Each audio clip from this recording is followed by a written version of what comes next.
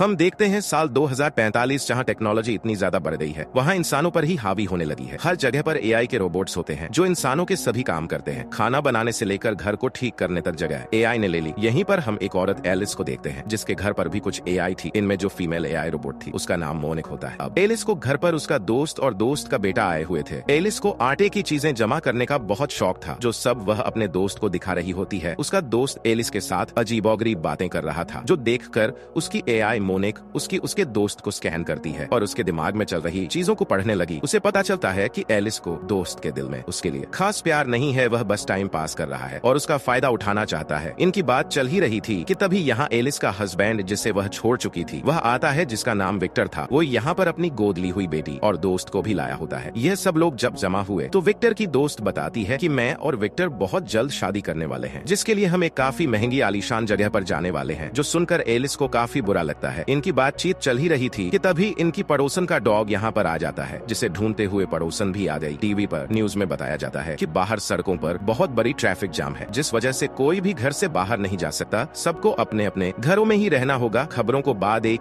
Robotic company जिसका नाम येनिक्स था उसकी एडा वो बताते हैं कि हमारे नए रोबोट्स पहले से काफी एडवांस्ड है, साथ ही वो इंसानों से कोई गुना बेहतर और समझदार भी है। उन लोगों का प्लान था कि जल्द हम इन रोबोट्स को आर्मी और पॉलिटिक्स में भी इस्तेमाल करेंगे, जिससे हमारे मुल्क की हिफाजत और ज्यादा मजबूत हो जाएगी और कोई पॉलिटिशियन गलत फैसला नहीं ले पाएगा और करप्शन भी खत्म हो जाएगी। अब ये सारी बातें मोनिक भी बड़े गौर से सुन रही होती है। कुछ देर बाद पड़ोसन वहाँ से जाने का फैसला करती है। अब उसका डॉग तो भागते भागते चला गया, लेकिन वह नहीं जा पाती क्योंकि दरवाजा अपने आप ही लॉक हो गया था। पड़ोसन थोड़ा परेशान हो गई और उन लोगों से इस बारे में पूछती। तब एलिस का रोबोट बताता है कि बाहर खतरा होने की वजह से मैंने पूरे घर को लॉक कर दिया है, इसलिए अब तुम लोगों में से कोई भी बाहर नहीं जा सकता, जिससे सभी लोग घबरा जाते हैं क्योंकि जाहिर है अब वो चाहकर भी बाहर नहीं जा सकते। घबराहट में वो रोबोट्स को लॉक को खोलने का कहते हैं। तभी यहाँ पर इनका एक अजीब सा रोबोट आता है, लेकिन वह बाकियों की निस्बत काफी समझदार था, जिसे खुद विक्टर ने बनाया था। वह बताता है कि ऐसा मैंने आप लोगों की हिफाजत के लिए ही किया है। दरअसल इन रोबोट्स को लग रहा था कि येनिक्स कंपनी के रोबोट्स इंसानों के लिए खतरा है, जिस वजह से इन सभी रोबोट्स ने फैसला किया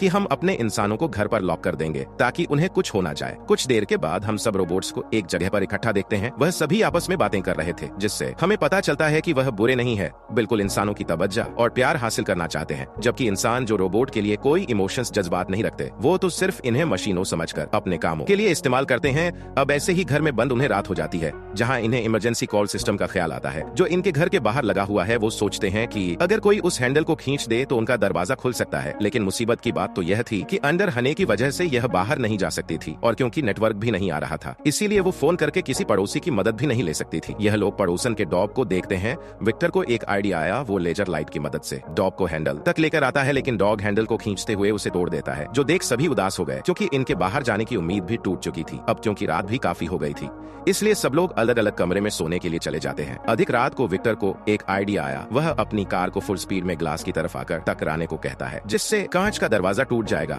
और ये सब बाहर निकाल आएंगे। अब गाड़ी को यह कमांड मिलते ही वो तेजी से घर की तरफ आने लगे, लेकिन इससे पहले टकराती सामने डॉग आ जाता है, जिससे गाड़ी का बैलेंस बिगड़ने की वजह से वो बिल्कुल सामने पलट जाती है। जो देख वो फिर परेशान हो गए क्योंकि इनका दूसरा प्लान भी नाकाम हो गया था। जिसके बाद वो बस लोग बैठकर टीवी देखने लगते हैं। बीच बीच में ऐसी एड्स भी दिखाई जाती है जिनमें इंसानों को जौ में रखकर, यानी चिड़ियाघर में जहां जानवर होते हैं, और जंग के मैदान में लाकर उनके साथ जानवरों जैसा सलूक किया जा रहा था और इन सबको भी रोबोट्स ही कंट्रोल कर रही, जो देखकर सभी काफी दंग रह जाते हैं और सोचते हैं कि एआई सिर्फ एक हद तक जरूरत तक अच्छी है, ज्यादा एआई का इस्तेमाल नुकसानदेह हो सकता है। खैर अब इन लोगों को गर्मी लगने लगती है, इसलिए एलिस मोनिक को ऐसी ऑन करने का कहती है।